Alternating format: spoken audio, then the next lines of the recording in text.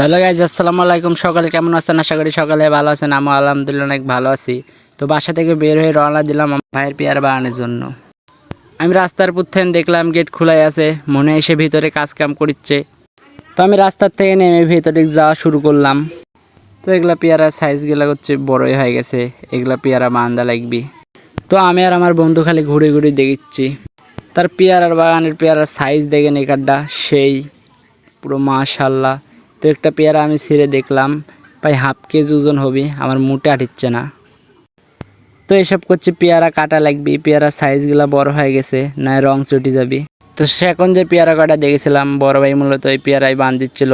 তো পেয়ারা বাঁধার কারণ হচ্ছে যে পেয়ারা বানলে পেয়ারা তার পট পড়বে না, তো পেয়ারাটা নষ্টও হবে না। তো ভাইয়ের পেয়ারা বান্ধা পাই শেষের দিকেই।